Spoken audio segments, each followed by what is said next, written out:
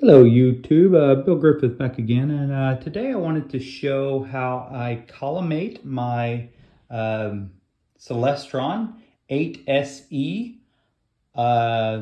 telescope, Schmidt Cassegrain telescope that I got, I don't know, probably 10 years ago and used eyepieces, but recently I added a camera.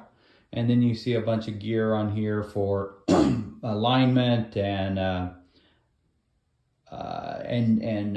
moving the mount to get precision. So when you move to astrophotography and you start taking photos, then it gets more complicated and your precision starts to matter much more. I've taken photos of things that are 750 million light years away, and so at that distance then naturally you're going to have little minor errors in your alignment and in your collimation can matter.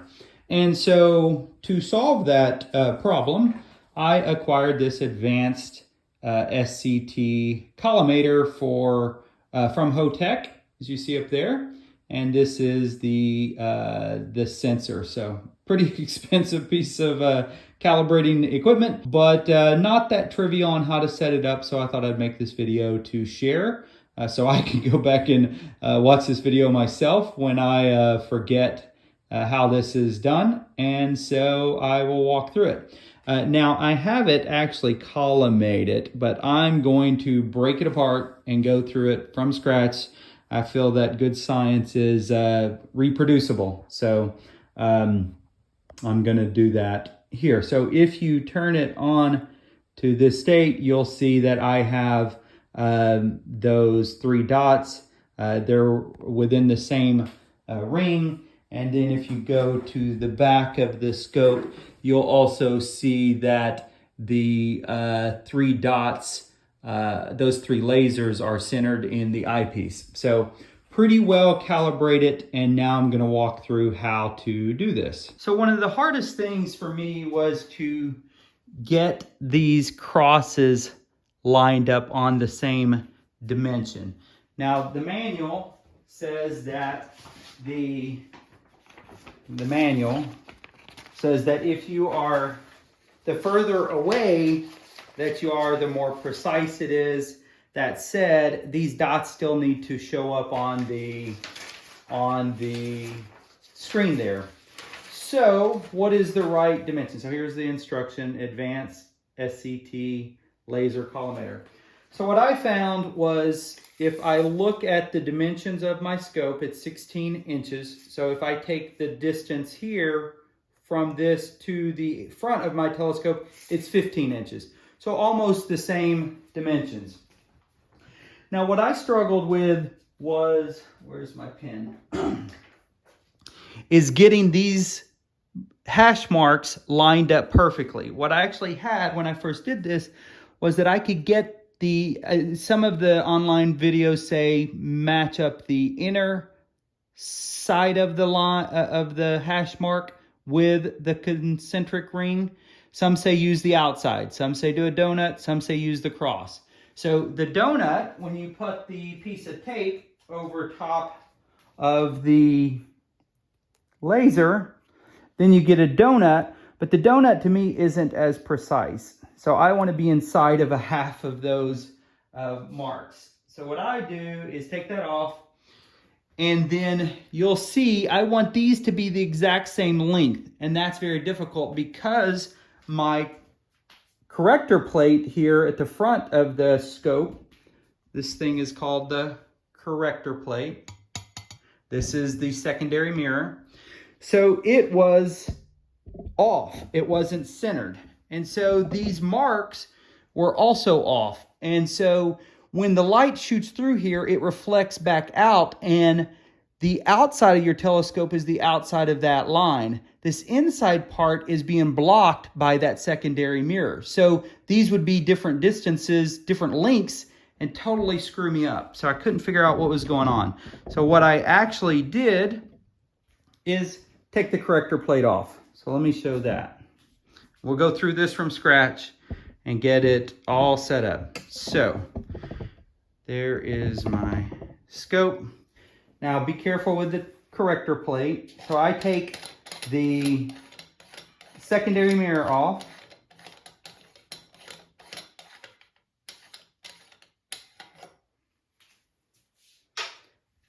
My secondary mirror, before I take the secondary mirror off, I take this dew heater off. I put this on after to reduce the dew. So there's a little notch there. So I grab the dew heater ring. So take that off. Then my corrector, now I can take the corrector plate off. The secondary mirror, apologies, take that off. And then I set that down. Now you can see that the lines and all that stuff are all different. And now in the back I have the eyepiece. I'm going to take that off because I don't want the reflection there. And so now I don't have that reflection, I just have the single cross up there. My crosshair there. Now what you can see is that the outer side of that is at 3.5, and the outer side of this one is at 3.5. Okay, that's what I want. And I also want the top one here at 3.5 also, and the bottom one at 3.5. So you get this distance at 15, 16 inches. And what you have to do, so now let's just totally mess it up. I'm way off here. I'm going to set it all the way up so it's aligned vertically. Let me do that. So now it's all aligned vertically. And so now I push it up here at about 15 inches away. Now you can see that the mark is way off. I don't have a crosshair at all. Okay, so now I'm starting to get a crosshair, or at least a line, right? So now again, what was my distance? I took it apart, so I messed that up. Okay, so now I need to go back about 15 inches. So let's go back about 15 inches. Okay, so now I'm getting there. Now there's the cross a little bit. So let me center this up a little bit, something like that. Now, for my telescope, I can move the alignment. You can use the hand controller, or I just use the polar alignment settings on this scope. Yeah. Okay, so now I can go up and down with my telescope. I'm moving the vertical axis, right? And then I can move it left and right with the polar alignment screws. Okay, so still not there. Now I need to go back and keep adjusting to get this somewhat centered. Okay, so when I tilt it forward now they're coming apart. That's what I want. So now, and this is just a back and forth sort of motion. The book says do one here and do this, and I found it difficult. So what I have to do is go back and forth like this. So now I get my cross, try to get them somewhat symmetrical. And now you see that the bottom mark here is at the 6 mark or 5 mark, can't tell, the big blue ring around, but this one's way off. So now I need to lift up the scope and get it all sort of centered. Okay, so now they are, the bottom of the hash mark is at the 3 ring, and this one's at the 4 ring, and this one's at the 4 ring. Okay, so I'm up too high. So I'm gonna come down. There we go, about 3.5. So 3.5 on the bottom, 3.5 on the top. This one's at 4, this one's at 3. So now I'm gonna move my screws on my scope to adjust it there. And again, all I'm focused on here is the width, the outside edge of that hash mark to be the same all the way around. So this is outside of 3, just inside of 4. So it's in between, the 3.5 and the 4. And then this one is almost spot on the 3.5. So they're all pretty good. Now the inside dimension can vary. Well, actually, when you take the corrector plate off, this is the beauty of doing this, although of course it makes the alignment a little bit longer. But now the inside dimensions are sort of taken out of the equation because I don't have the corrector plate adjusting the length of those things, as well as the donut. If you put the corrector plate on and put the tape on, then you have a donut, but it may not be a symmetrical donut because the corrector plate can be off alignment. So now I have it pretty well aligned there. This is telling me that this calibrating collimation device is squared with my telescope.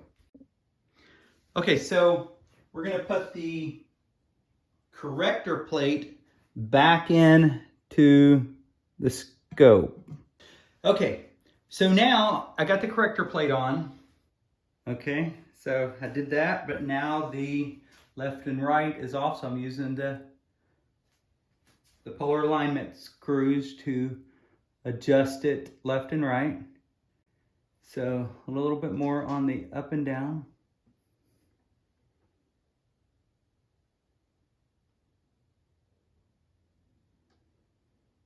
Okay, so that's about what I want. Now what I want to do is put in the reflecting lens that comes with the Hotech. This is the 2-inch, and I'm going to mount it onto the back of my scope for camera mode. You can also put it in the eyepiece, but this level of accuracy matters a lot more when you're doing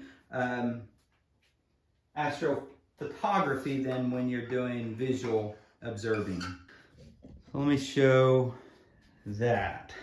So that's me putting in that eyepiece in the back. It's got a cross in this case. Okay. Now, what you'll do is turn on the 3 dots. DT it says on mine. So, okay. Now, if I go back here in the back. Okay.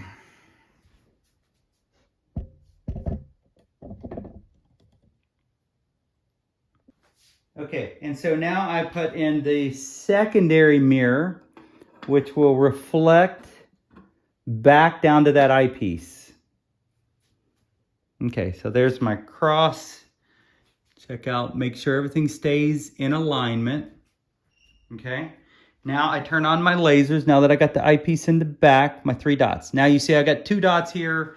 Now, and in the back, you'll see that the dots are also in the eyepiece.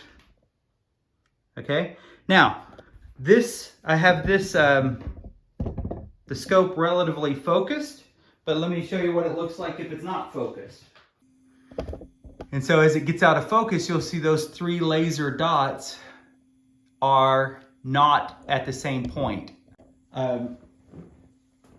Now I can fix the focus. So you see those 3 dots are all out of whack.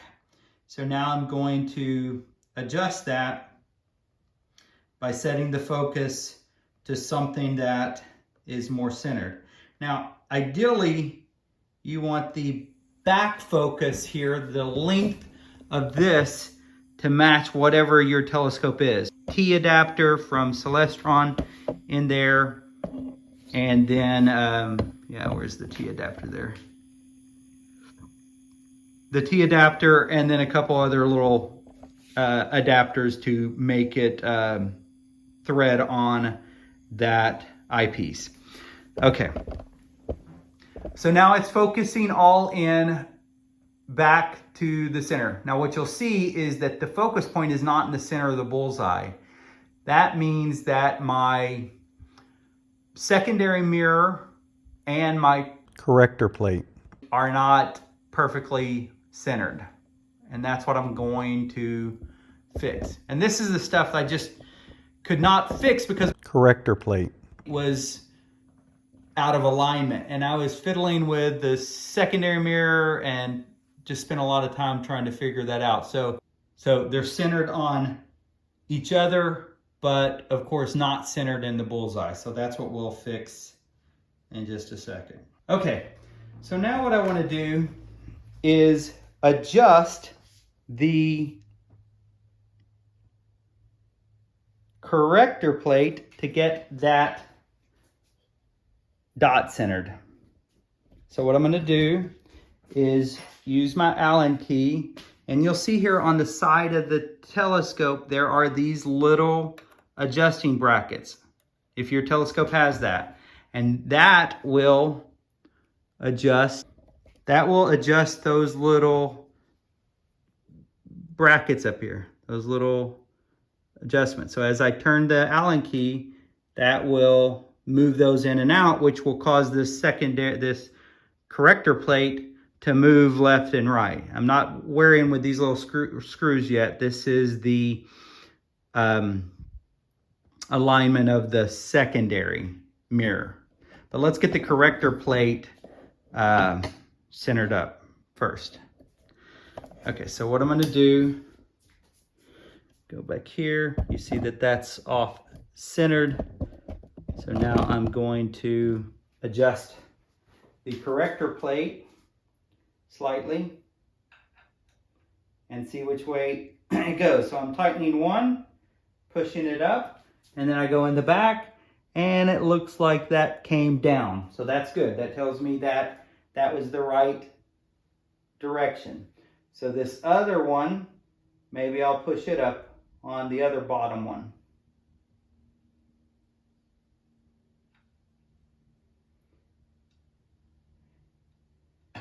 And these, the movement is very subtle, like a half, not even a half turn, like a 1/10 of a turn or something.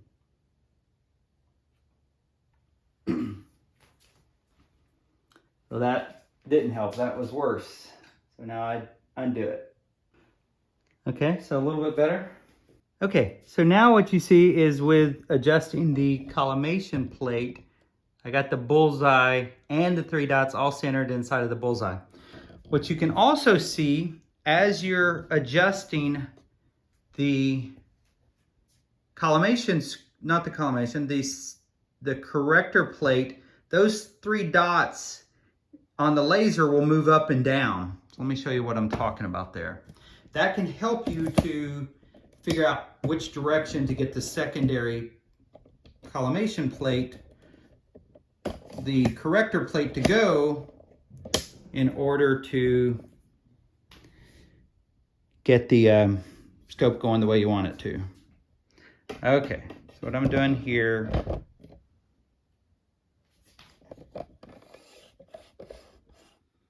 okay, so you see those 3 dots. Now if I go into one of these Allen things on the corrector plate, I'm gonna get my hand out of the way, up here, and I move it left or right,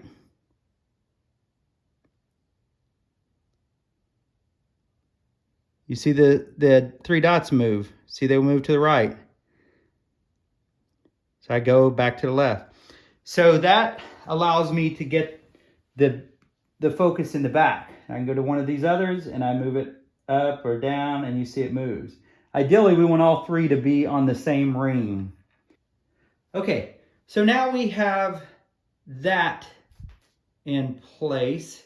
Now what we want is for these 3 dots to all be in the same place. If I go back to ring 1, you should see that this is relatively still aligned.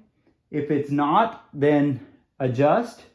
But it is, and now I have it on the DT setting, and you see that these 3 are off.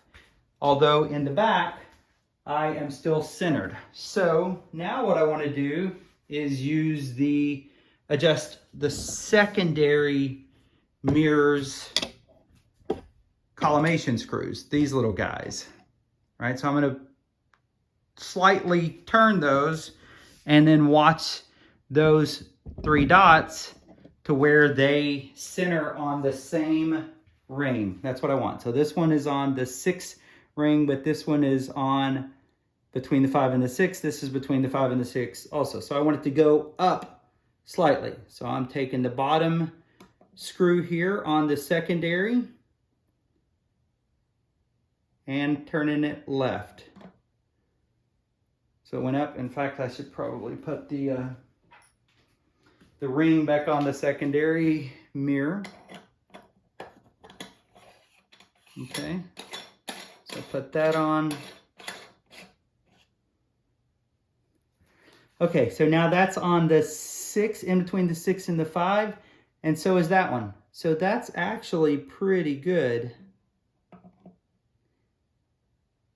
They're a little bit better. So now this laser, so it's coming out of one of these, this one or this one or this one, don't remember, but it's reflecting back here between the 5 and the 6 ring. So is this dot, and so is this dot. So that's reflecting off of that eyepiece in the back. So this is pretty well collimated. If I go back to the 1, shows that I'm still centered. If you look at the hash mark length, they should now be more close than they were in the past. So in the past, I could have them off by a whole inch or centimeter, whatever this marking is. Now this is 2.5 centimeters, as is this one. So now that looks pretty good. Do back to my DT setting. And those 3 dots. Okay, so the bottom one's just a slight lead goes up, needs to go up just a little bit. Here we go.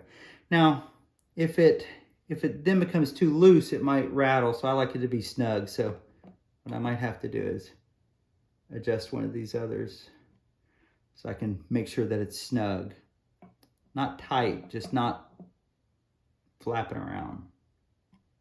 Okay, now that one up there is off. And so this is sort of just a back and forth until you get it like you want. To me, I like it pretty spot on.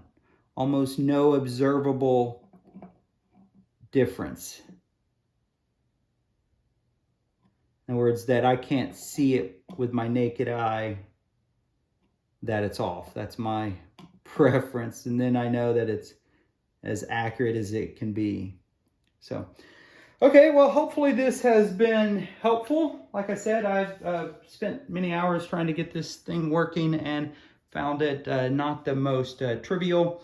And so hopefully this video has been helpful.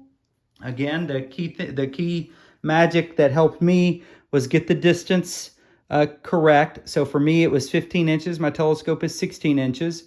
And then back and forth adjusting the lateral and vertical alignment of the telescope with this until the outside edge of the hash marks, not the inside, the outside, are on the exact same ring, all 4 of them.